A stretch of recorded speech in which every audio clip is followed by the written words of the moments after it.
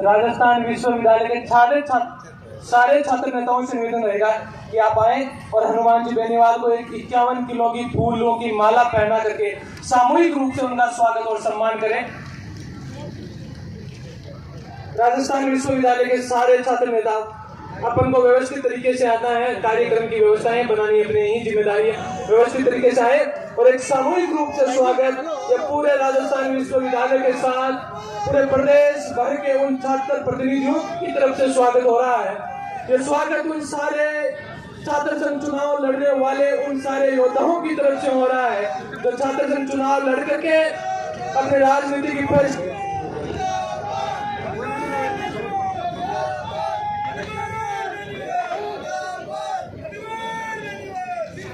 ये स्वागत उन सारे छात्र प्रतिनिधियों की तरफ से हो रहा है। यह स्वागत उन सारे छात्र नेताओं की तरफ से हो रहा है जो हनुमान बेनीवाल के पीछे खड़े रह करके हनुमान बेनीवाल को मजबूत करते हैं।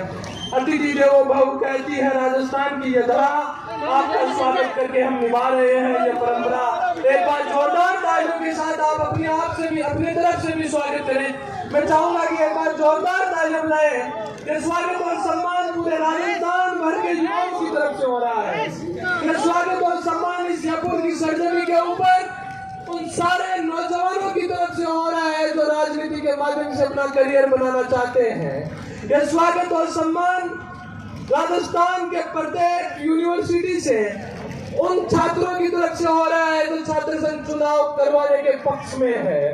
यह स्वागत और सम्मान जयपुर की सरजमी के ऊपर उन सारे छात्रों से सारे छात्रों की तरफ से हो रहा है जो इन गूंगी बहरी सरकारों के खिलाफ होकर के चुनावों का समर्थन कर रहे हैं। और लीजिए अब अपन उस शख्सियत को सुनते हैं जिनको सुनने के लिए अपन सारे लोग इकट्ठे हुए हैं। मैं चाहूंगा 2-3 जयकारे लगाएं और हनुमान बेनीवाल को इस बात का एहसास करवाएं कि हम बाड़मेर से चल करके जोधपुर से चल करके सीकर नागौर बीकानेर से चल करके आपको सुनने के लिए आए हैं। उसके बाद भी हमारे अंदर उतना ही जोश जुनून है, उतनी जज्बा और जिद है। मैं चाहूंगा 2-3 जयकारे अपन लगाएं और उस थैंक यू। भारतीय संस्कृति की आन बान और शान का प्रतीक साफा पहना करके हनुमान जी बेनीवाल को साफा पहना करके रामस्वरूप जी खजाना और पुखराज जी का संयुक्त रूप से साफा पहना करके उनका स्वागत और मान सम्मान इस मंच पर करेंगे।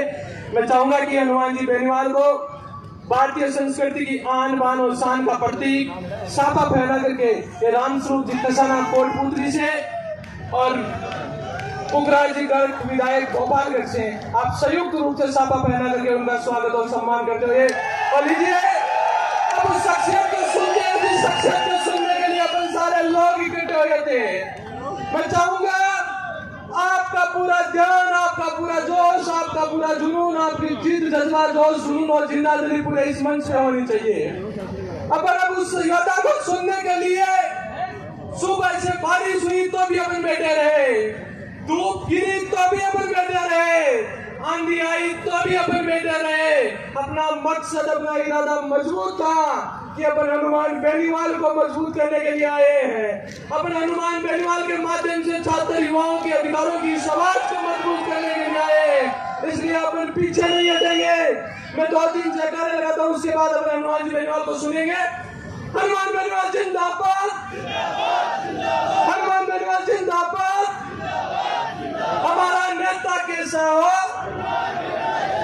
हमारा नेता कैसा हो, गरीब पीड़ित शोषित वंचित दलितों का नेता कैसा हो, राजस्थान के युवाओं का नेता कैसा हो। मैं चाहूंगा कि एक बार खड़े होकर के जोरदार तालियां बजा करके हनुमान जी बेनीवाल का स्वागत करें और उसके बाद हनुमान जी भाई साहब का स्पीच।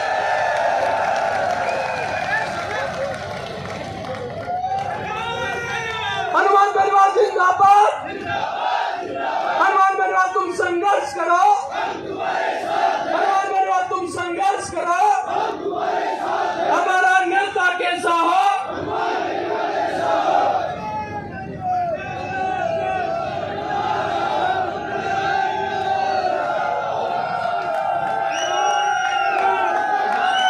सबसे पहले तो जयपुर की धरती पे राजस्थान के कोने कोने से आए हुए छात्र शक्ति नौजवान साथियों और धरती पुत्र जो अपने बच्चों का संघर्ष देखने के लिए छोटे से आह्वान पे आप यहाँ पे आए, मैं आपके जोश और जज्बे को सलाम करता हूँ। शायद राजस्थान के इतिहास के अंदर पहली बार छात्र इतनी बड़ी तादाद के अंदर अपने हक और अधिकार की लड़ाई लड़ने के लिए लंबे समय से संघर्ष कर रहा था। दुर्भाग्य इस बात का है कि लोग भूल गए कि जिनकी वजह से हम सत्ता के अंदर बैठे हैं, जिन्होंने लंबे समय तक इन दोनों पार्टियों को सत्ता के शिखर पर बिठाया, जिन छात्रों ने, नौजवानों ने इस प्रदेश के अंदर सैकड़ों नेता दिए। आज राजस्थान दलित छात्र संघ अध्यक्षों की बात करें तो 50 से ज्यादा नेता राजस्थान के अंदर कांग्रेस और भारतीय जनता पार्टी के शिखर के पदों पर बैठे। और देश के छात्र संघों की करें तो चाहे बिहार के मुख्यमंत्री रहे और चाहे प्रदेश में 15 से ज्यादा, देश के 15 से ज्यादा राज्यों में मुख्यमंत्री रहे, वो छात्र संघों के माध्यम से वहां पे पहुंचे, बेबाकी से अपनी बात करी। और जनता दल के समय और पूर्ववर्ती कांग्रेस और भारतीय जनता पार्टी के शासन में ऐसे 50 नेता है जो केंद्र में मंत्री रहे, लेकिन उनका संघर्ष का इतिहास कॉलेज विश्वविद्यालय की राजनीति से हुआ था। आज दुर्भाग्य इस बात का है, जब हमारे बच्चों को आवश्यकता पड़ी तो नौजवान के आंसू पूछ रहे, छात्रों के आंसू पूछ रहे, कोई भी आपके बीच नहीं आया। मेरी जो राष्ट्रीय लोकतांत्रिक पार्टी है, ये जय जवान जय किसान के नारे के साथ बनी थी। पिछले 5 साल से आप लोग कह रहे थे कि हमारा छात्र संगठन नहीं है, और मैं आपको ये कहता था, जो राजस्थान का इलेक्शन लड़ रहा है, चाहे वो NSY का है, चाहे नर्सरी है, चाहे SFI का है, चाहे ABP का है, चाहे हमारी आदिवासी पार्टी का है, वो सारे हनुमान बेनीवाल के छोटे भाई है। इसलिए मैंने संगठन राजस्थान का नहीं बनाया। मैं नहीं चाहता था कि मेरा संगठन और बीच में आए। हम चाहते थे किसी भी माध्यम से आप अगर आगे आ जाओ तो आगे मैं खड़ा हूँ और हाथ पकड़ के आपको विधानसभा और लोकसभा की पास खेच लूंगा। लेकिन जिस तरह मुझे उठा के वहां मंच तक लाए और मंच से हाथ पकड़ के बच्चे लाए, तो उसको मंच पे नहीं आना पड़ा जो मुझे उठा के यहाँ तक लाया था।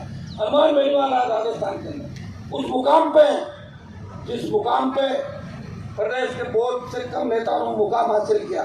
लंबा संघर्ष का इतिहास है। कोई बात पकड़ लेता हूँ, उसको बीच में नहीं छोड़ता, और ठान लेता हूँ, उसको पूरा करके ही मानता हूँ। समय लग सकता है, मैं आपको विश्वास दिलाता हूँ, आने वाला समय आपका है। आज की जो संख्या है वो कम नहीं है, हजारों हजार की तादाद के अंदर है। और सबसे बड़ी बात इस संख्या में आप देखो, हमें एक भी गाड़ी मिल गई राजस्थान के अंदर। कांग्रेस बीजेपी जब रैलियां होती है, डेलक्स बस, उसके अंदर नाश्ता, खाने के अलग पैकेट, जूस, क्या क्या लाया जाता है। सारे MLA की ड्यूटी लगती है, सारे DTO RTO लगते हैं बसें लगाने के लिए, और रैलियां कांग्रेस भारतीय जनता पार्टी करती है। ये तो छात्रों की रैली है, नौजवानों की रैली है, बेरोजगारों की रैली है। और अपने आप उठे हो आप लोग, अपने आप उठ के तो ताकत आपने बढ़ाई। हाँ, एक बात है, आप एक जगह बैठते हैं। मैं जब आया था मुझे 1 घंटे पहले देखा तो कुर्सियाँ भरी हुई थी, बाहर तक मैदान और सड़क भरी हुई थी। जैसे ही मैं आया, थोड़ी बरसात हुई, इधर उधर सर्दी है, कोई पेड़ के नीचे चला गया, कोई गाड़ी के पीछे बैठ गया, कोई इधर पीछे बैठ रहा है। ये दिक्कत है। जिस दिन आप एक जगह बैठना सीख लोगे, जिस दिन आप अपने लक्ष्य को प्राप्त करने के लिए एक ही चीज का ध्यान रखोगे, तो लक्ष्य की प्राप्ति आपको होगी। मैं देख रहा था कि हमारे बच्चे मीडिया वालों को बोल रहे थे, अरे यही तो है जो तुम्हारी ताकत है। नेताओं को धोखा दे दिया, कम से कम इसका ध्यान रखो आप लोग। ये एक मेरी बात आप गिर के गांठ बांध लो। तुम नौजवान हो और ये मीडिया वाले भी नौजवान है, आपस में टकराव नहीं होना चाहिए। मैंने लंबी राजनीति करी, कई बार खबरें छपी या नहीं छपी, मुझे दिखाया कि नहीं दिखाया, यानी झगड़ा थोड़ी करता हूँ। आज है तो कल दिखा देंगे, कल नहीं तो परसों दिखा देंगे। इस तरह अगर करोगे तो फिर इनको और सामने करोगे, फिर चौथा स्तंभ भी अपने साथ नहीं मिलेगा। ये मेरी सीख है, इसको गिर के गांठ बांध लो और इनके बिना अपन अधूरे हैं। हाँ, ये सोशल मीडिया जरूर है हमारे पास, लेकिन इलेक्ट्रॉनिक मीडिया, प्रिंट मीडिया के भाई, जो मैं देख रहा था यूक्रेन के अंदर किस तरह यूक्रेन पर रशिया ने अटैक किया और यूक्रेन में भारतीय मीडिया वहां पहुंचा हुआ था। उन जो घोड़े पर से थे वहां भी वो बाइक खेल, यहाँ हथेली खेल के ये भी लड़ते हैं अपने लिए। ये अभी आज भी चाह रहे हैं कि आंदोलन में थोड़ा इधर उधर हम बीच में से करें। क्या करवाना है, क्या छोटा मोटा आज बताओ? अरे ताकत है क्या? या वैसे ही करना? ये खड़े हैं आपके साथ, छोड़ के नहीं जाएंगे। भाइयों, छात्र संघों को कमजोर करने का जो कुत्सित प्रयास कांग्रेस पार्टी ने किया और प्रयास की लंबी जो गाथा है, कांग्रेस के पीएचडी के मंत्री जिनके बेटे पे बलात्कार का आरोप लगे, ईडी की एंट्री हुई, जल जीवन मिशन के अंदर कई अभियंता जेल के पीछे चले गए और कईयों की बारी आने वाली जा रही है। उनकी ड्यूटी लगाई अशोक गहलोत ने, क्या बीजेपी से बात करो। अगर चुनाव हुए तीसरे पिछली मर्तबा राजस्थान विश्वविद्यालय सहित तमाम बड़े विश्वविद्यालयों में विद्यार्थी परिषद और एनएसयूआई चुनाव हार गई थी और बड़ी किरकिरी हुई थी सरकार की। ये मीडिया के अंदर बात आई कि दोनों प्रमुख दल हारे और निर्दलीयों ने और तीसरे मोर्चे ने बाजी मारी। चुनाव का समय सितंबर के अंदर, अगस्त के अंदर ये बात अगर आ जाती है कि तीसरों ने बाजी मारी, तो तीसरा है कौन यहाँ पे राजस्थान में? बताओ मुझे। जो तीसरा है वो आप सभी, तो जो तीसरा है वो झंडा है जो आपको एक झंडा दिया है। आप मुझे बताएं, मेल जोशी ने बीजेपी के नेताओं से बात करी, 2-3 लोगों से अक्सर बात करते हैं, आपको ज्ञात होगा।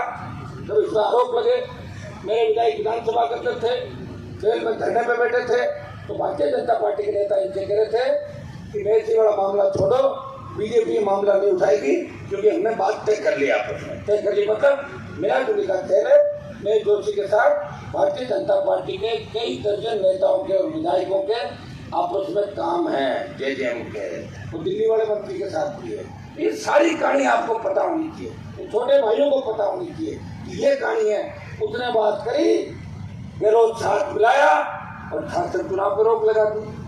शासन चुनाव तो आप रोक लोगे, लेकिन ये नौजवान जो इस बार चुनाव में 4 अक्टूबर को अंतिम मतदाता सूची प्रकाशित होगी, वो 60 लाख से लेके 80 लाख तक नया वोट वाले साथी से जुड़ेगा। अगर ये वोट दोनों पार्टियों को नहीं डाल के इस नए राजस्थान के निर्माण में, व्यवस्था परिवर्तन के निर्माण के अंदर, बेमुक्त भ्रष्टाचार मुक्त राजस्थान, जिस तरह पेपर लीक की घटनाएं और इस प्रदेश के अंदर जिस तरह हमारी बहनें बच्चे दरिंदगी का शिकार हो रहे हैं, जिस तरह अपराधी सरेआम चाहे जिसकी सुपारी ले लेते हैं, नेताओं के अधिकारियों की सुपारी ले लेते हैं, वो नया मतदाता इस बार चाहेगा कि ऐसा राजस्थान बने जाने पेपर लीक हो, ना कोई बलात्कार हो, हमारी बहन बेटियां रात को 12 बजे सड़क पर निकले, उनको ऐसा महसूस हो कि वो घर के आंगन के अंदर घूम रही है। ऐसा राजस्थान पहला मतदाता चाहेगा। और भाइयों, अगर उसने वोट डाल दिया और 18 का जो वोट है वो कोई बहुत बड़ा वोट कांग्रेस बीजेपी को नहीं मिला था। 1,39,00,000 पे कांग्रेस पार्टी थी और 1,36 में बीजेपी थी। 80 लाख वोट हम सबको मिले थे। मेरी पार्टी नहीं थी, मेरे पास लोग आए, किसी ने मुझे अक्सर जी का, किसी ने मुझे मामा जी का, मैंने उनकी मदद कर दी। और वो आज अगर विधानसभा के अंदर चले गए, मंत्री बन गए, उनका दिमाग इतना खराब हो गया, तो पहले उन नेताओं से पूछ ले जिनको मैंने बढ़वाया और उनका दिमाग खराब हुआ तो परमानेंट दिमाग खराब हो गया। वहाँ पर लोकसभा विधानसभा का रास्ता नहीं देखा था। अगर मेरा इतिहास भी ढंग से लोगों को पढ़ना चाहिए कि हनुमान जी का इतिहास क्या है। चुनाव नहीं होंगे, इसका परिणाम क्या होगा? रेटिंग बढ़ेगी राजस्थान के अंदर कॉलेज विश्वविद्यालयों के अंदर। कौन पुकार सुनेगा? जब बच्चा कोई फॉर्म भरने के लिए जाएगा उसकी अंतिम तारीख निकल जाएगी। जब कॉलेज का कर्मचारी, यूनिवर्सिटी का कर्मचारी उसका फॉर्म जमा नहीं करेगा, एग्जाम की तारीख बढ़ानी हो, फीस भरने की तारीख बढ़ानी हो, एग्जाम की तिथि बढ़ानी हो, कौन पुकार सुनेगा? इसलिए छात्रों की आवश्यकता है। ये दुष्परिणाम आप भुगतने के लिए तैयार रहो। पेपर लीक की घटनाएं जो राजस्थान के अंदर हो रही है, आप देखिए वसुंधरा गहलोत के 11 से 22 के बीच लगभग 26 पेपर लीक हुए दोनों के अंदर, जिसमें 25-30 लाख युवा प्रभावित हुए। आपने सारे अलग अलग पेपर कराए, माध्यमिक शिक्षा बोर्ड, कर्मचारी चयन आयोग ने एग्जाम कराया और आरपीएससी जो भ्रष्टाचार का सबसे बड़ा अड्डा बन गया वसुंधरा के समय, आरपीएससी का चेयरमैन अपनी बेटी के नंबर बना रहा था, खुद ले जाके मुंबई के अंदर कॉपियां ले गया, गिरफ्तार हुआ, जेल गया। तो मामला में हनुमान बेनीवाल ने राजस्थान की विधानसभा को उठाया था। लेकिन आज दुर्भाग्य देखिए कि हर पेपर आउट हो रहा है। एग्जाम होता है और फोन आने शुरू हो जाते हैं, एमपी साहब पेपर बाहर आ गया। अब तो चिंता ये होने लगी कि लोग कह रहे हैं एग्जाम कराओ, मैं सरकार बोलेगा एग्जाम कराओ, नहीं तो पेपर लीक हो जाएंगे। अभी सब इंस्पेक्टर का देखा था मैंने पेपर, तो ये बता रहे कि एक ही गांव के अंदर कितने लड़के सेलेक्ट हो गए। ऐसा कोई हो सकता है? जो गांव के पानी और मिट्टी के अंदर कोई विशेष वो है ना, एक जगह कितने बच्चे हो सकते हैं? पेपर आउट, कौन जांच कराएगा? अब सरकार को ये पड़ी जितनी भर्तियां करानी चाहिए फर्जी किसी भी तरीके के, फटाफट इनको ज्वाइनिंग दे दो ताकि हमें वोट दिला देंगे। वो फर्जी भी अंदर घुस जाएंगे और अंदर घुस के सिस्टम को खोखला करने का काम करेंगे। इसकी शुरुआत फर्जी वाले से हुई, वो कभी अच्छा काम नहीं कर सकता। बेरोजगारी का आलम क्या राजस्थान के अंदर आप बताएं? लोकसभा के अंदर आप रोज देखते हो, मैं आपके लिए बोलता हूँ, ये राजस्थान में 23 में बेरोजगारी दर 26.35%। हरियाणा के बाद देश में सबसे ज्यादा नौजवान अगर बेरोजगार है वो राजस्थान के अंदर है। भाइयों, आपको याद होगा जब अग्निपथ योजना मोदी की सरकार लेके आई, सेना को ठेके में दिया, सेना भर्ती रद्द की, तब देश का कोई शासक अगर झंडे के साथ आपके बीच आंदोलन करने आया, लोकसभा के अंदर पुरजोर तरीके से इस मामले को उठाया और जोधपुर में 2 लाख जवानों की रैली करके प्रधानमंत्री को चेतावनी दी, प्रधानमंत्री जी अग्निपथ वापस लो, सेना के सम्मान के साथ कोई समझौता नहीं होगा। हम उस कौम चाहते हैं जिस कौम के इतिहास, जिस कौम का इतिहास इस 62, 65, 71 और कारगिल की लड़ाई के अंदर खून से लिखा हुआ है।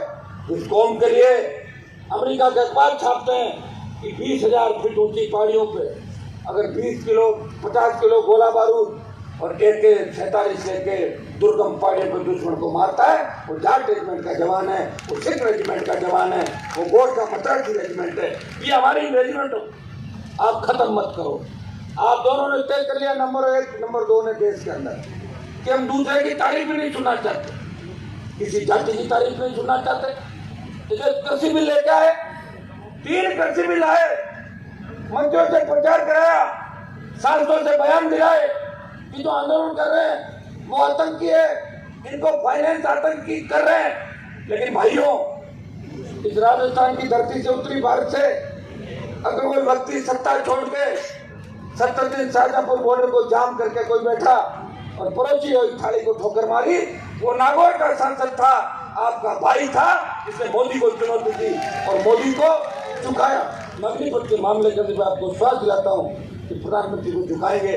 और केंद्र के ये जो रैली है, ये बेरोजगारों को रोजगार दिलाने की बात है। ये केंद्र के जितने पद खाली है वो भी भरे, स्टेट गवर्नमेंट के 4 लाख से ज्यादा पद खाली है स्टेट की सरकार, और 4 लाख खाली पदों को भी भरे। ये मांग करने आज यहाँ का छात्र नौजवान अपनी बात करने आपके बीच आया। घोषणा पत्र के अंदर कांग्रेस पार्टी ने बेरोजगारी भत्ते की बात करी थी कि हम अगर सत्ता के अंदर आए बेरोजगारी भत्ता देंगे। ये बेरोजगारी भत्ते की बात 70 साल में पहली बात चली और इसलिए चली कि नौजवानों की एक पार्टी, राष्ट्रीय लोकतांत्रिक पार्टी, जो 18 के अंदर राजस्थान में चुनाव लड़ रही थी, तब कांग्रेस और भारतीय जनता पार्टी को बेरोजगारी भत्ता याद आया, लेकिन भत्ता दिया नहीं।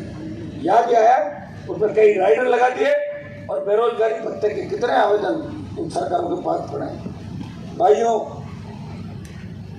18.4 लाख से अधिक बेरोजगार कौशल नियोजन उद्यमिता निदेशालय के पोर्टल पर पंजीकृत है, जिनमें सिर्फ 1.90 लाख उम्मीदवारों को ही बेरोजगारी भत्ता मिला है। 18.4 और मिला कितना को 1.9 को। आप देख लें कितना परसेंट हो, अंदाज लगाने का 8-7% हुआ।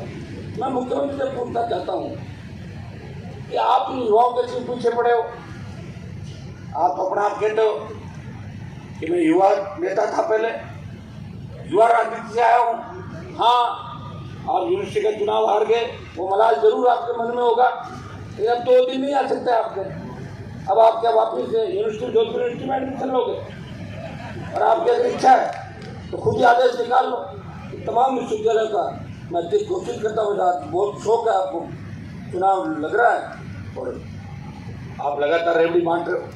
शासन चुनाव के बारे में मुख्यमंत्री जी बताओ, क्यों चुनाव बंद करा रहे हो?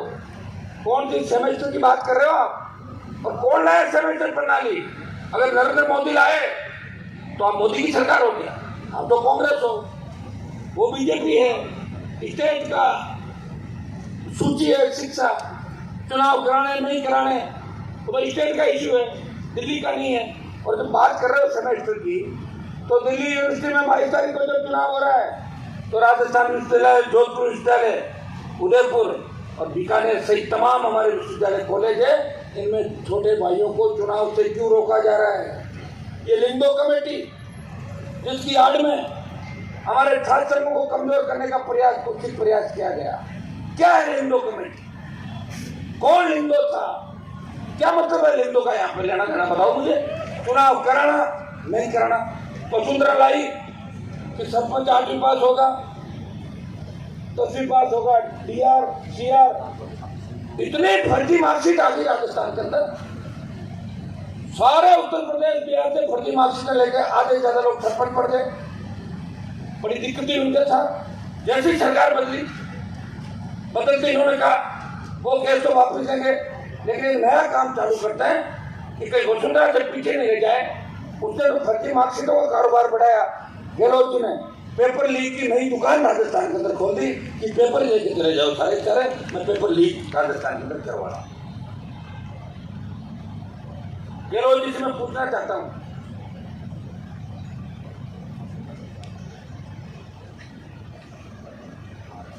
क्या ये एनएसयूआई संगठन जो आपकी पार्टी का संगठन है, यहाँ के 90% बच्चे इस संगठन में जो पदाधिकारी चुनाव चाहते हैं, हाँ 1-2 लड़के को बुला के आपने कह दिया कि तो विधायक का टिकट ले ले, तुझे क्या मतलब है पंचायत के अंदर? वो बेचारा भाग रहा है, कहीं भाग के जाएगा कहाँ? मैं खड़ा हूँ ना, चिंता क्यों कर रहे हो आप? चुनाव जीतेगा कोई भी होता है। वो तो जमानत जब्त होगी जो छात्रों के खिलाफ अगर कांग्रेस और बीजेपी का टिकट लेके आएगा और छात्र नेता है, वो 15,000-12,000 वोट पार नहीं करेगा, तो कितना ही बड़ा नेता है, उसका इलाज मैं कर दूंगा। तो 150 किलोमीटर की मेरी रेंज है, वहाँ तो तय है। तो मिसाइल पलम नगर तक चली गई, हमारी पलम नगर चली गई और पूरी तरह कसाने गया मेरे रामसूर जी। पिछली बार 30,000 वोट राष्ट्रीय लोकतांत्रिक पार्टी को कसाने के कैंडिडेट से मिले, और जब हमने किसान बिल के मामले में बॉर्डर जाम किया था तो शुरुआत कसाना जी ने।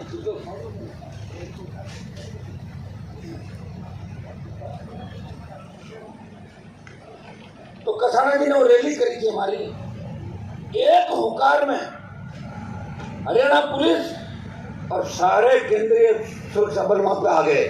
हाईवे जाम में चला और जाम हो गया। पहले जाम नहीं हुआ, पहले 18-17 लोग साइड में बैठे थे घोड़ा चल। और जैसे ही मैंने जाम लगाया, दलालों की फौज वहां पहुंच गई कि अपने हनुमान वापस आए उससे पहले बॉर्डर के बैरिकेड उसके पास बैठ गया, चिपक गया, तो हम लोग भगाएगा तो नहीं, आएगा तो देख लेंगे। तो मैं दोबारा गया 60-70 हज़ार आदमी लेके, लड़कों का हम तो अंदर घुसेंगे। मैंने कहा देखो आगे कौन लोग बैठे हैं, तो लोग तो अपने वाले ही हैं, तो बैठ रहे हैं उनको, अब 100 मीटर दूर टेंट लगा लेते, क्या फर्क पड़ता है। भाइयों क्या क्या संघर्ष हम लोगों ने नहीं किया, और किसके लिए किया? आपके लिए किया। मुख्यमंत्री जी, आप दूसरे बीजेपी से मिलकर काम कर रहे हो, और आपने खुद ये कहा कि वसुंधरा अगर नहीं होती तो मेरी सरकार नहीं बचती। और ये जो लाल डायरी का खेल है, ये चुप कैसे हो गई लाल डायरी? बताओ मुझे, कहाँ चली गई? क्योंकि अगले जो पन्ने थे वो भारतीय जनता पार्टी के नेताओं के नाम थे। इसलिए लाल डायरी बंद करो, और लाल डायरी जो लेके आया उसको दूसरी पार्टी के अंदर घुसाओ, और वो सीट छोड़ के और उसको दूसरी पार्टी में तो कह देंगे तो बीजेपी के लोगों ने लाल डायरी से सरकार को बदनाम किया। बीजेपी खुद लोग इसके अंदर शामिल है। भाइयों, बीजेपी शासन चुनाव में क्यों नहीं बोल रही है? बड़ी बड़ी टीम हांकते भाजपा के नेता, कोई नड्डा जी की यात्रा में बैठा है, कोई कहीं लगा हुआ है। अब तो एक ही काम कर रहे हो कि चुनाव नहीं होने चाहिए, अगर चुनाव हो गए तो क्रेडिट आरएलपी वालों को मिल जाएगा। अरे आरएलपी को तो वैसे ही क्रेडिट मिलेगा, जो लड़ता है उसी को क्रेडिट मिलता है, तो रजाई ओढ़ के सो जाता है उसे क्रेडिट नहीं मिलता, उसके जूते मिलते हैं और चुनाव के अंदर मिलेंगे। तो देखना, भारतीय जनता पार्टी जो 150 का सपना लेकर राजस्थान के अंदर चल रही है, अब ये भी पंचर हो जाएंगे। पिछली बार भी 18 के अंदर ये आरएलपी के जवानों की हुंकार से कांग्रेस वेंटिलेटर में चली गई थी, और भाजपा 70, 72, 73 पे आ गई थी। कि नौजवानों की हुंकार थी, ललकार थी। अब की बार तीसरा मोर्चा पूरी ताकत के साथ राजस्थान के अंदर लड़ेगा। भाइयों, ये मैं सचिन पायलट से पूछना चाहता हूँ, वो बड़ी युवाओं की बात करता है, ट्वीट करता है। कल परसों मैंने उनका भाषण देखा था, वो कह रहे थे नई नई पार्टी आ जाती है, 1.5-2 बीघा जमीन बेच के लोग स्टॉल पे खरीद लेते हैं। आपको क्या तकलीफ है? क्या आप स्टॉल पर फॉर्च्यूनर में बैठोगे? अगर आपके पिताजी मेहनत नहीं करते, आप जैसे घने लोग घूम रहे इस प्रदेश से, कौन पूछता है आपको? बताओ, अब कौन पूछ रहा है? कौन पूछ रहा है? कांग्रेस पार्टी। आपके कहने से एक कांस्टेबल नहीं कर राजस्थान के, एक सिपाही नहीं कर सकते, और किसी के पानी का टैंकर नहीं डलवा सकते राजस्थान में। क्या हैसियत बची है आपकी राजस्थान में? बता दो। जो आपके आसपास थे उनको भी खत्म कर दिया, फौजमार कप्तान हो गए, आप अपनी फौज को खा गए। गहलोत भी फौजमार कप्तान है, और पायलट उससे बड़ा फौजमार कप्तान है। लोगों का यूज थ्रो। मैंने की मदद 2 बार, जब 18 के चुनाव थे, मेरे पास टेलीफोन आया, हनुमान जी आप मेरी मदद कर दो, आप किसान के बैठे हो, हम पूरे समाज के लोग तेजा जी की जय बोलते हैं, जाट समाज भी तेजा जी की जय बोलता है। मैंने कहा पायलट साहब आप बताएं मुझे करना क्या है? कि आप प्रेस कॉन्फ्रेंस कर लो। तो मैंने कहा मैं बोला, बोले नहीं मैं ही भेज रहा हूँ आपके घर पे। तो मैंने कहा भेज दो, मुझे क्या कहना है कि आप इतना सा कह दो कि सचिन पायलट को अगर मुख्यमंत्री कांग्रेस बनाती है तो आरएलपी के तीनों विधायक कांग्रेस को समर्थन करेंगे। मैंने कहा ठीक है कर दूंगा मैं, और मैंने पीसी की और एक बयान दिया कि अगर कांग्रेस सचिन पायलट को सीएम बनाती है तो राष्ट्रीय लोकतांत्रिक पार्टी के तीनों विधायक कांग्रेस पार्टी का साथ देंगे। ये आपने पढ़ा नहीं पढ़ा सब लोगों ने? दोबारा जब सरकार गिर रही थी, जब पायलट साहब 19 कांग्रेस के विधायकों को लेकर मानेसर चले गए थे, उस समय बीजेपी के गठबंधन में था, एनडीए के अंदर। मेरे पास देश के बड़े नेताओं के टेलीफोन आए, आप साथ दो।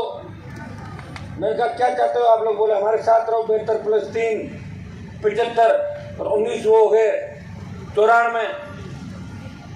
मैंने 72 + 3 साथ दिया, और मैंने उस समय इस बात का भी खुलासा कराया कि हम साथ तो दे देंगे, लेकिन मुख्यमंत्री का चेहरा कौन है पहले बताओ किसको? कि अरे गरे को सीएम बना दो, आरएलपी के तीनों विधायक वोट नहीं देंगे। मैंने कहा पायलट को अगर बनाते हो तो तीनों आरएलपी के विधायक साथ है। भाइयों ये बात तो सुनी थी नहीं सुनी थी आपने? कितनी बार मदद कर दी मैंने? 2 बार। मेरे लिए कोई मदद नहीं मांग रहा है, मुझे उन पर तरस आता है। कि किस तरह उनको कोने के अंदर बिठा दिया, लेकिन अभी भी जमीन नहीं जाग रहा है। मैं पूछना चाहता हूँ कि छात्र संघों में आप अपना कमा एजेंडा क्या आपका, आप क्या चाहते हो? छात्र संघ चुनाव हो या नहीं हो बता दो आप, क्योंकि सबसे ज्यादा आपके जेकर है नौजवानों ने लगाए, सबसे ज्यादा आपकी जो फैन फॉलोइंग है ये नौजवान छात्र हैं। पहले साहब चुनाव आ जाएंगे, बड़े से बड़े नेता है, आप वसुंधरा पर आरोप लगाते थे कि मेरी बात होगी प्रियंका गांधी राहुल गांधी से, वसुंधरा की जांच हो जाएगी, हुई तो नहीं जांच। आप रोज फोन करते थे, मेरे को करते थे, कभी उनके साथ लोग करते थे कि कॉफी पिलाऊंगा सीएम हाउस में, चले गए सीएम हाउस में, अपने दिल्ली में कॉफी सीएम हाउस में। कितना बेवकूफ बनाओगे लोगों को बताओ। मीडिया वालों को कहते थे भाई चिंता मत कर, 15 दिन बाद सीएम हाउस में कॉफी पियेंगे जब बैठ के बाहर चलेंगे। कहा नहीं कॉफी, आपकी ठंडी हो गई कॉफी। तो प्रदेश में कोई पार्टियां कोई वादे करती है, आपकी दी जाती है। जब शासन चुनाव बंद कराए तो इन पार्टियों को ये लगा होगा, ये भूल गए कि थर्ड फ्रंट भी राजस्थान के अंदर है, तीसरी पार्टी भी है जो राजस्थान के किसान के बेटों ने अपने खून पसीने से, किसानों ने आशीर्वाद से उस पार्टी को आशीर्वाद दिया और 70 साल की व्यवस्था को बदलने के लिए वो पहला दल जिसका झंडा आपके साथ है, मुझे झंडे के साथ आंदोलन क्यों करना पड़ा ये भी मैं आपको बता दूं। पहले सब जो विश्वविद्यालय के जितने भी छात्र नेताएं बैठे हैं, इन सब ने जब आमंत्रण किया राजस्थान यूनिवर्सिटी के अंदर, ये सारे अपनी ताकत लगा रहे थे, 8-10 दिन तक भूख हड़ताल की, मुझे बुलाया, मैं गया, इनका आमंत्रण खत्म कराया और दोबारा मैंने कहा कि आप जितने भी पूर्व छात्र संघ अध्यक्ष को बुला लो, बिना झंडे का आंदोलन राजस्थान के अंदर करेंगे और वो आंदोलन होगा सिर्फ छात्र संघ चुनाव का, बेरोजगारों को रोजगार, युवाओं को न्याय। भाइयों जब बुलाया था उस समय मैंने तो कोई नहीं आया, छात्र संघ जो अध्यक्ष है 2-3-4 लोग उस दिन जरूर आए थे, लेकिन जब हमने प्रेस कॉन्फ्रेंस करके इस चुनाव की तारीख की घोषणा करी तब एक भी पूर्व अध्यक्ष मेरे हिसाब से कोई नहीं आया था। पूर्व अध्यक्ष मुझे ही मान लो, एमपी भी नहीं था, और चूंकि मेरे छोटे भाई है, मुझे वो दिन भी याद है जब जोटवाड़ा के अंदर मेरी गाड़ी पर हमला हुआ था। उस समय राजस्थान विद्यालय के मुख्य द्वार पे 10,000 से ज्यादा छात्रों ने, कोई संगठन नहीं देखा, कोई एनएसयूआई का था, कोई देशभाई का था, कोई जाति परिषद, कोई निर्दलीय, कोई दूसरी पार्टी का था, सबने कहा था कि हमारे बड़े भाई का हमला हुआ है और पुलिस ने लाठियां भाजी इन पे, बहुत से बच्चे घायल हो गए, लेकिन जिस आईजी ने इन पे लाठीचार्ज कराया उसका जैसे ही मेरा मौका लगा उसका टिकट काट दिया, वो घूम रहा है सड़कों के ऊपर। मैं भी घूमता नहीं, कोई आदत है जो मेरे लोगों को परेशान करता है मैं उसको जरूर परेशान करता हूँ, बड़ी पंचायत नहीं करता, और जब मौका लगता है तो मौके पर छिक्का लगाता हूँ और या क्लीन बोल्ड बीच में कभी नहीं रहता मैं। एक ही चीज होती है मेरी गाड़ी। आज इस तरह सही विस्तार से लेकर आप तमाम जगह देख लें कि हमारे बच्चे रोज, ये तो मैं धन्यवाद दूंगा कमिश्नरेट के लोगों का कि अगर ये नहीं हो तो इनकी बात कौन कराए बताऊंगी।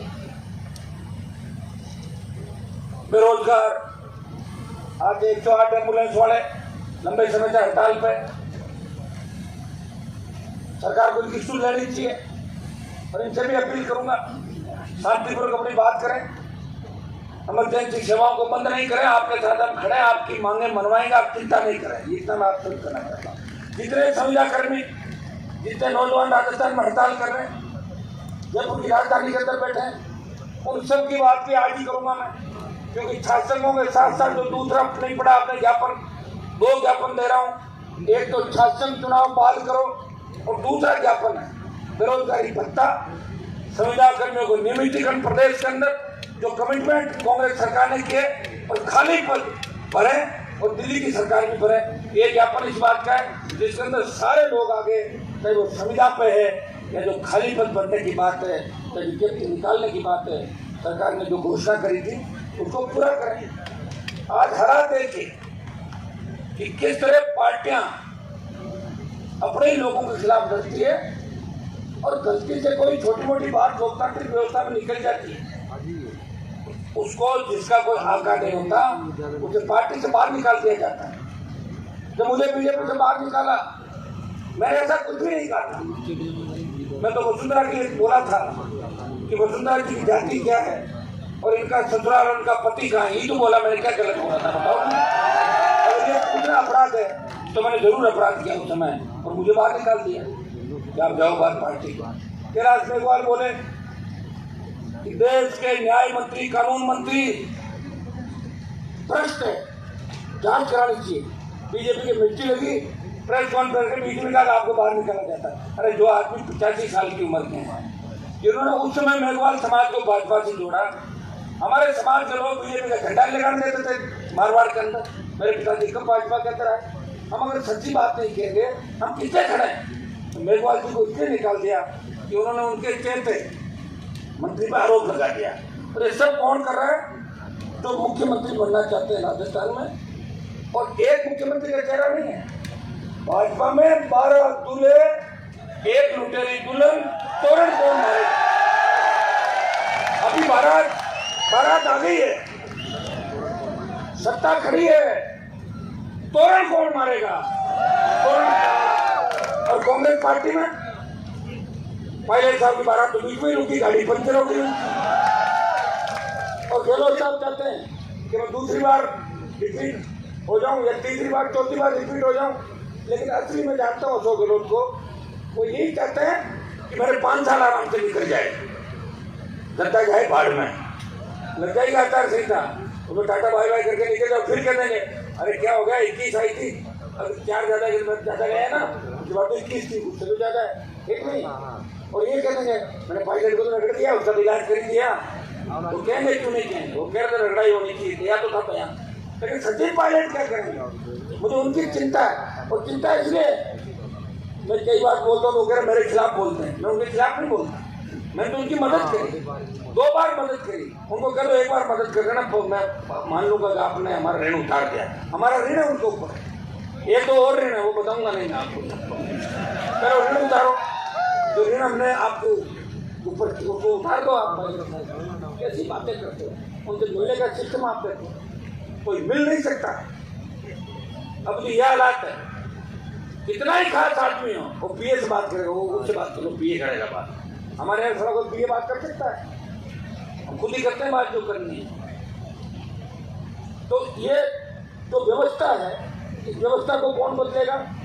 व्यवस्था बदलने के लिए हमें नौजवानों की आवश्यकता है। नौजवान, हर क्रांति का नायक नौजवान था। तांत्या टोपे मंगल पांडे से लगा के भगत सिंह तक, देश में जितनी भी क्रांतियां हुई, इस आजादी के आंदोलन के अंदर अगर भारत माता को आजाद कराने का सबसे ज्यादा श्रेय किसी को जाता है तो देश के नौजवानों को जाता है, जिनकी वजह से लोकतंत्र की खुली हवा के अंदर पर सांस ले रहे, फांसी के फंदे को चूम गए। उनको क्या मिला? उनके परिवार को क्या मिला? राज तो जवाहरलाल नेहरू ने किया था और इनकी 3, 4, 5 पीढ़ियों ने किया था। हिंदुस्तान को बर्बाद इन लोगों ने किया। तो बाद में मोदी जी आ गए, तो बची हुई कोई बर्बादी थी, वो 5 साल जो 13-15 साल इनका थे, उसमें बर्बाद कर दिया देश को। इनकी सोच किसान विरोधी है, इनकी सोच जवान विरोधी है। ये इनके अनपढ़ सत्ता में कैसे आए, चाहे झगड़े करा के आए, चाहे कोरोना फैला के आए, चाहे दूसरा काम करें, हमें राज में आना है और मिशन 24 पूरा करना। इनका तो मिशन है 24 पूरा होकर 29 पूरा करना। ये चले जाएंगे भाई, दूसरा आ जाएंगे पीछे से बैठ के। तो भाइयों, और कांग्रेस क्या कर रही है? कांग्रेस की लड़ाई नहीं लड़ रही है। अगर कांग्रेस लड़ाई लड़ती तो तथाकथित INDIA नहीं बनाना पड़ता। तो कांग्रेस पार्टी थी ना एक जमाने के अंदर, एक तरफ कांग्रेस थी, दूसरी तरफ कोई नहीं था। कांग्रेस की स्थिति क्या हो गई? यूपी बिहार जैसे राज्यों के अंदर खाता खोलने का इंतजार करते गए, तो जब रिजल्ट आता है 1 2 1 2 1 2 3 1 2 3, तो ये हालात हो। बंगाल के अंदर देख लो, उड़ीसा में देख लो, तमाम साउथ के राज्य आप देख लो, नॉर्थ के अंदर देख लो। जो कांग्रेस पार्टी की दुर्दशा, कौन जिम्मेदार है? ये सब लोग जिम्मेदार है। मुझे तो अचंभा होता है कि कई लोग मेरे खिलाफ लिखते हैं, कांग्रेस पार्टी के लोग, कि हनुमान जी की कांग्रेस मदद कर रही है। अरे मेरे भाइयों, अगर कांग्रेस मेरी मदद करती और मैं कांग्रेस की मदद करता तो फिर अशोक गहलोत का बेटा चुनाव थोड़ी हारता। मैंने तो हरवाई था जाके, तुम्हारी तो औकात ही नहीं थी, तुम तो वोट मांग रहे थे उसके लिए घर घर, जो ये बयान दे रहे हैं, ये तो लोगों को पैर पकड़ते। अरमान बेनीवाल था जिसने गहलोत के बेटे को हरा के इसका जादूगरी का खिताब छीन लिया था। छीना था कि नहीं छीना था, जादूगर नहीं होता। जो पहले पॉलिटिकल पापा कहते थे, अचानक पॉलिटिकल पापा बदल गए। पॉलिटिकल पापा बदलता नहीं, एक ही रहता है। वैसे तो बाप एक ही होता है, लेकिन कोई अगर 2-3 बाप बनाना चाहे तो लोकतंत्र में उसको छूट है, मुझे लगता है ना, बना सकता है। लेकिन 2-3 के बाद रुक जाएगा, 7-8-9 तक नहीं चले जाए, इतना ही है। पॉलिटिकल पापा तो होते थे, पॉलिटिकल मम्मियाँ और होगी जगह जगह, आप बताओ। पॉलिटिकल पापा, पॉलिटिकल मम्मी, सुबह दिया बयान कुछ, शाम को कुछ। जाओ पार्टियां ज्वाइन करो ईडी के डर से और आरोप लगा तो मेरे ऊपर, क्योंकि मैं तो सीधा साधा आदमी हूँ। हर कोई यही कहता है कि हनुमान जी की वजह से हो रहा है। अब मेरी वजह से अगर ये हो रहा है तो मैं झारखंड चुनाव के लिए सड़क पर क्यों बैठा हूँ? फिर फोन करता है, हो जाएगा झारखंड का चुनाव, फिर क्यों तकलीफ पड़ी बच्चों को? बताओ कितना तेल महंगा है, और तो हड़ताल और चल रही 2 दिनों से। ये राजस्थान के कोने कोने से लोग आए। एक बात मैं कहना चाहूंगा कि छात्रों को इतना डरा दिया राजस्थान के अंदर, युवाओं को इतना कमजोर कर दिया। रैली में जाओगे हौसला मच जाएगी। हमारी छात्राएं कहाँ हैं बताओ मुझे? अगर 10,000 छात्राएं बैठी रहती, 1 लाख की एक संख्या होती, मैंने कहा ना 1 लाख हो जाओगे तो घोषणा हो जाएगी आधे घंटे की। तो घोषणा में देरी लग सकती है, कारण 1 लाख की संख्या नहीं हुई। संख्या अच्छी है, आप इसको भी छोड़ो, अच्छी संख्या है। और सबसे बड़ी बात कि आप खुद ने आंदोलन किया, और हमने राजस्थान के कोने कोने के अंदर जाके रैलियां करी। एक टाइम मैंने कहा आगे क्या रवाना हो रहा है? बोले साहब रवाना नहीं हो। क्यों? बोले आपका भाषण ही सुन लिया था ना, वहाँ जाके क्या करेंगे, भाषण तो सुनना है। तो ये भी गलत हो गया। अगर कहीं नहीं जाते और सिर्फ तुम ही जाते छात्र नेता, तो यहाँ अभी ये मैदान खचाखच बड़ा था, बात तक बच्चे आते। लेकिन बच्चों का आंदोलन है, बच्चों से ज्यादा हमारे दूसरे दिख रहे हैं, बेरोजगार नौजवान तो दिख रहे हैं।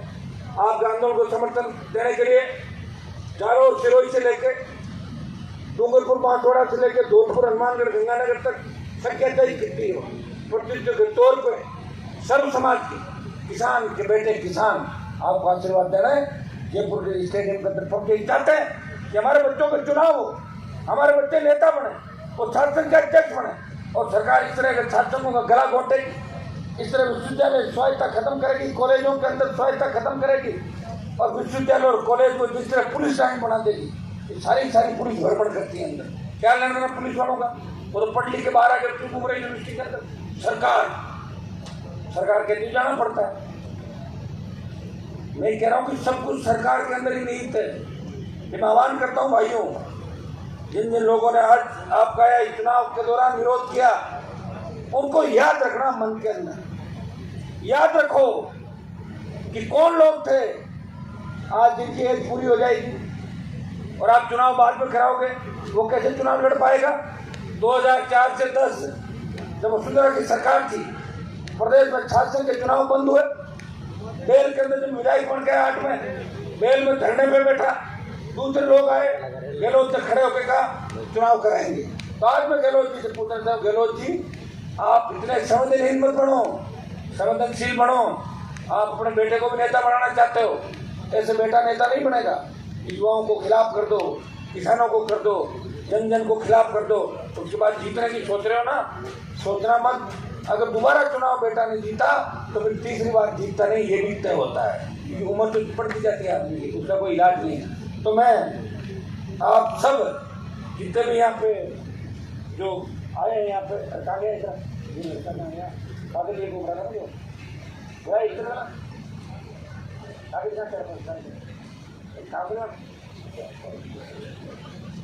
जितने भी आप लोग यहाँ आए, और मैं सबसे ज्यादा धन्यवाद दूंगा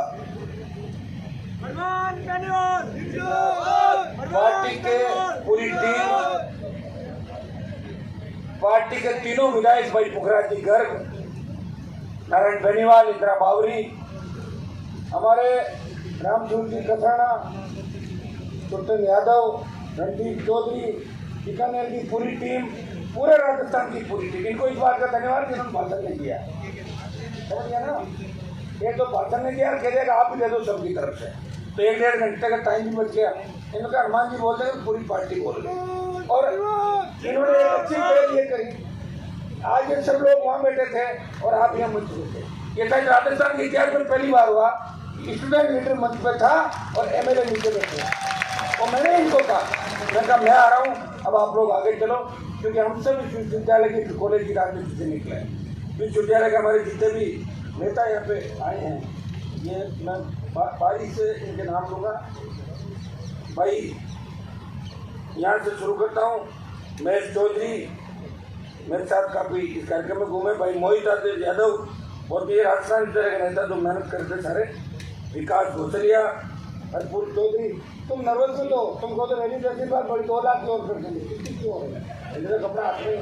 बच्चे थोड़े नर्वस इसलिए है कि राजस्थान में विश्वविद्यालय आसपास के कॉलेजों से नहीं आए, वो इसलिए नहीं आए उनको डर लगता है।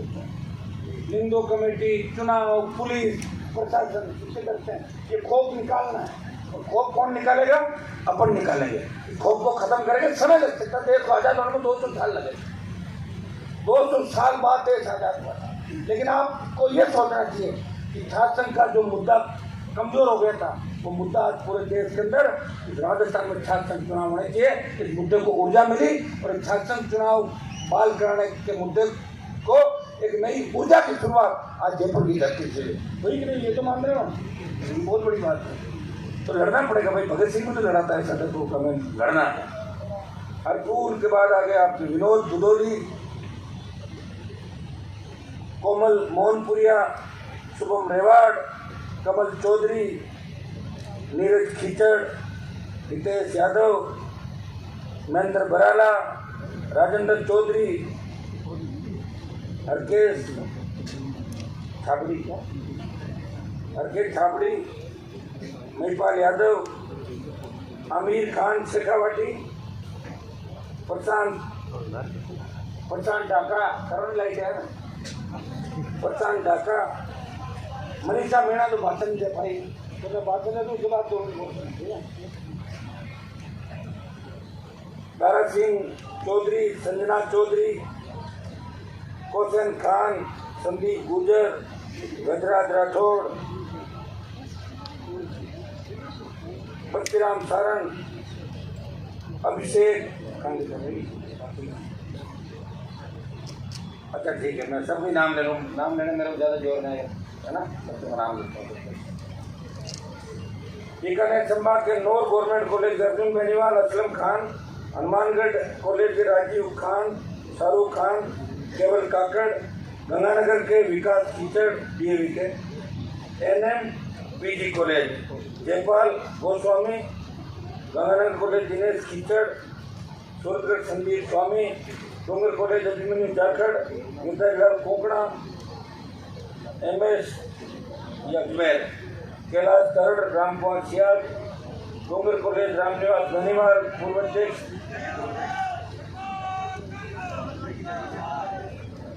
कल्याण गर्ल्स कॉलेज राजकुमारी जाखड़, ऐसे कॉलेज सीकर भाई रामदास चौधरी, जोधपुर संभाग प्रधान भाई राजूराम खोजा, ज्ञानोदय चौधरी यूनिवर्सिटी, अरुण भाकर यूनिवर्सिटी, सुनील टाडा, अजीत सिंह करवात्रा, रविंद्र चौधरी, बावड़ी कॉलेज के रामनिवास गोदारा, बाड़मेर के मुकेश डूडी, बाड़मेर, हनुमान काकड़, बाईटीपीजी कॉलेज, ओम प्रकाश हुड्डा खिमतर कॉलेज, नागौर के सुरेंद्र दोतड़, मेहता महाविद्यालय सूरज टाडा, ये गोपालगढ़ कॉलेज, सुनील लामरोड, दिनेश मुंडेल। मेहता बच्ची है ना, मेहता की प्रेसिडेंट है यार, आई लामरोड मेहता कॉलेज की प्रेसिडेंट, भोजपुर का अर्जुन सिंह चार, रजत पूनिया हो गया,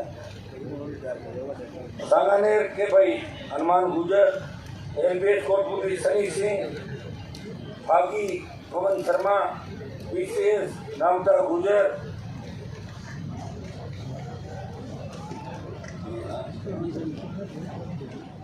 सोहेल खान, मत्स्य विश्वविद्यालय कुलदीप यादव, संदीप बोला, मानसूर जीतू गुजर, बेरोड अंकित यादव, काला डेरा कोटे संजय देवंदा, गोविंदगढ़ उत्सव यादव, बगरू पंकज शर्मा, कमलेश बालोद, जाम्बोली, दौसा के मोहित मीणा, लोकेश गुजर, संस्कृत गुजर, दीपक गुजर, हरीश गुजर। अब कोई बच गया तो बता दो मुझे। प्रवक्ता राजपाल, सारी हमारी राष्ट्रीय लोकतांत्रिक पार्टी की टीम, तमाम छात्र नेता, छोटी बहनें जो यहाँ बड़ी संख्या के अंदर आई। सबसे बड़ी बात है कि 11 बजे से आप लोग आना शुरू हुए, 6 बजे आपने अपनी उपस्थिति दर्ज कराई। आज सरकार को अल्टीमेटम था हमारा, आंदोलन समाप्त नहीं हुआ। अगला कदम इसका क्या होगा, अभी थोड़ी देर के अंदर यही से घोषणा कर रहे हैं।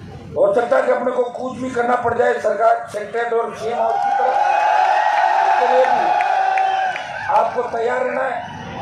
प्रयास करेंगे कि एक बार सरकार हमारी कोई बातचीत करे, सरकार के कानों तक ये आवाज पहुंचे। ये आवाज राजस्थान के नौजवानों की आवाज है, ये राजस्थान के छात्रों की आवाज है, ये राजस्थान के किसानों की दुआओं से संघर्ष करने वाले नेताओं की आवाज है। इस आवाज को सरकार ने चुनाव के समय नहीं सुना तो ये रेवड़ियां जो मान रहे ना गहलोत साहब, ये रेवड़ियां भी लोग खा जाएंगे और वोट भी खिलाफ दे देंगे। जिस तरह 2013 में मुफ्त की दवाई बांटी थी और 21 में कांग्रेस छंटी थी, ये भारतीय जनता पार्टी जो मिलाजुली का खेल करके इस चुनाव को पर्दे के पीछे से बंद कराने का कुत्सित प्रयास कर रही है। मैं बीजेपी के उन नेताओं से पूछना चाहता हूँ जो बार में फोटो छपाने के लिए बयान वीर जो बयान देने के लिए सबसे आगे आते हैं, क्या आत्मा मर गई उनकी, क्या जमीन मर गया, बड़ी बड़ी बातें करते हैं। जब आदिवासी हमारी प्रतापगढ़ की महिला को निर्वस्त्र करके घुमाया तो कहाँ गई भारतीय जनता पार्टी, कैसे आंदोलन करेंगे बड़ा। अमित शाह आए थे ना डूंगरपुर मान छोड़ा, चले जाते प्रतापगढ़ के नजदीक के साथ। फिर इनका आई थे यहाँ पे प्रियंका गांधी, चली जाती बेटी से मिलने के लिए। उत्तर प्रदेश के अंदर तो बेटी और राजस्थान में बेटी नहीं। भाइयों, पार्लियामेंट के अंदर प्रदेश के तमाम मुद्दे, चाहे किसी आदिवासी पर अत्याचार हो रहा हो, किसी दलित पर अत्याचार हो रहा हो, चाहे भ्रष्टाचार, दलित की घटनाएं, सर्व समाज की लड़ाई बढ़ती महंगाई को रोकने की बात किसी ने करी, राजस्थान को विशेष राज्य का दर्जा देने की बात करी, और युवाओं छात्रों को मजबूत करके नौजवानों की बढ़ती हुई आत्महत्याएं कैसे रोके, नशे में लगाम राजस्थान के अंदर कैसे लगे और कर्जे के बोझ के तरह कोई किसान आत्महत्या नहीं करे। कोटा के अंदर जिस तरह 29 बच्चों ने सुसाइड किए, इनकी जांच होनी चाहिए। जांच कौन करेगा, कांग्रेस ये भी जांच नहीं करेगी। ये जांच अगर राष्ट्रीय लोकतांत्रिक पार्टी सरकार के आसपास आ गई, आयोग भी बनवाएंगे, जांच भी कराएंगे और कोचिंग मालिकों को पैदल कोटा शहर में घुमाते हुए सलाखों के पीछे डालेंगे। ये मैं आपको विश्वास दिला सकता हूँ।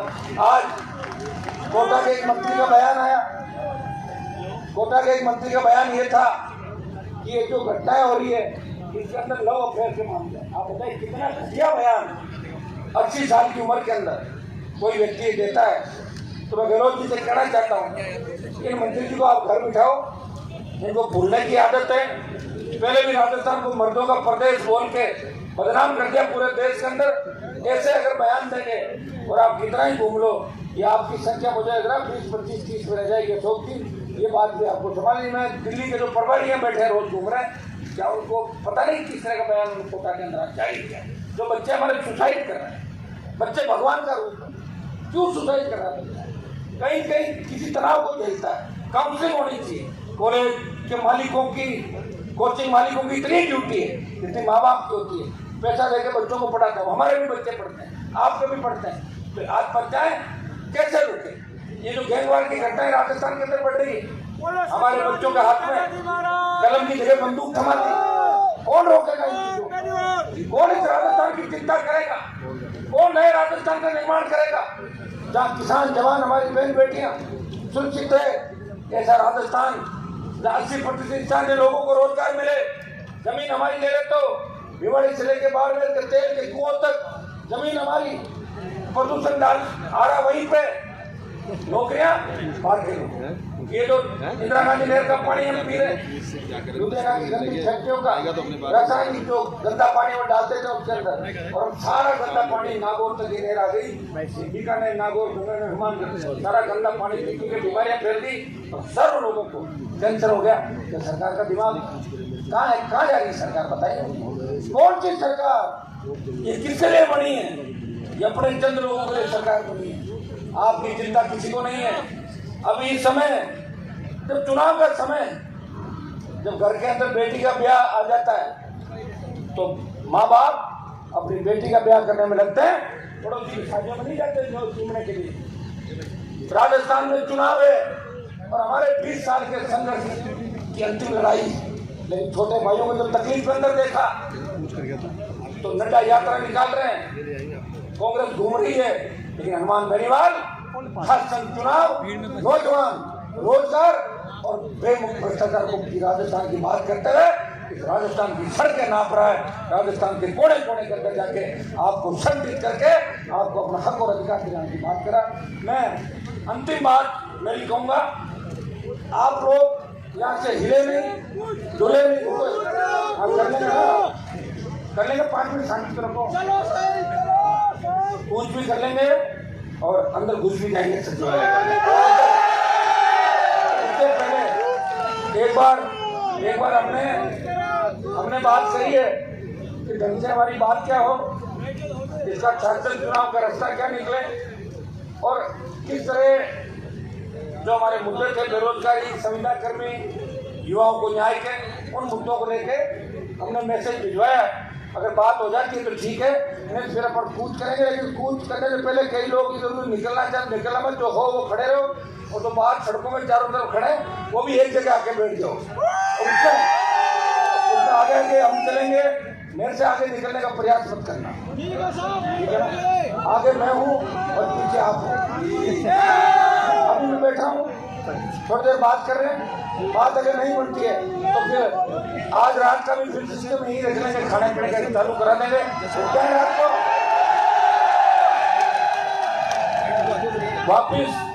वापिस जाने का जब भी प्रोग्राम हो, एक कसम, मैंने कसम दिलाई आपको कि रात को गाड़ी तेज चलाते हो।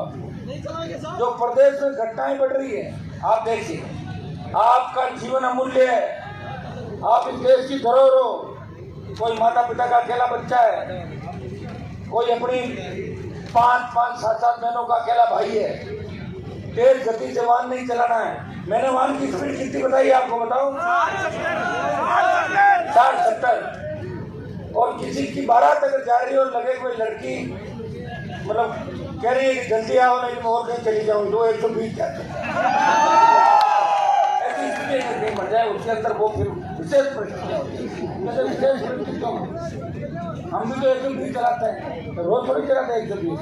और रात का सफर आराम से करना, नींद आ जाए सो जाओ, उठ के चल दो, क्योंकि आप अगर इस तरह मजबूत नहीं होगे तो फिर राज नहीं बनेगा राजस्थान के अंदर। इस बात को आप हमेशा याद रखना।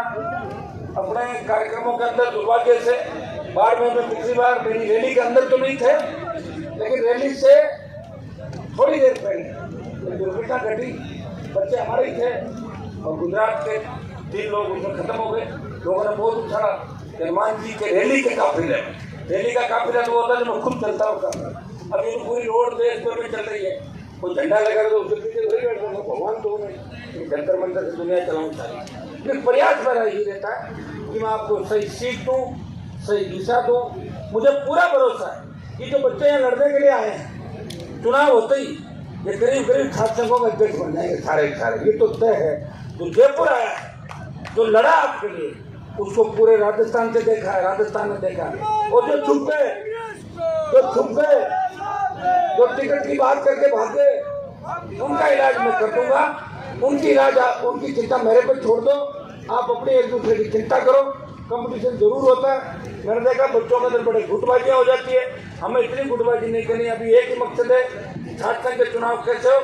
हम इसका अगला जो आंदोलन का अगला प्रारूप क्या है, ये 10-15 मिनट बाद आपको बता देंगे। मैं अब भाषण मेरा समाप्त कर रहा हूँ, मेरी जगह जा रहा हूँ। उससे पहले आप ये जगह छोड़कर मत जाना, नहीं जाओगे ना? अरे जाना तो पहले ही बता दो, मैं भी जाऊं पहले। ठीक है, तो फिर सारे इंतजार करोगे और वेट करोगे, जब तक कोई सम्मानजनक बात नहीं हो जाती तब तक हिलोगे। क्या बरसात से डर गए क्या? आज तो साथ में भीगेंगे सारे। जी रहो, बहुत बहुत धन्यवाद। जय हिंद। 2-3 जोरदार टेकर लगाए।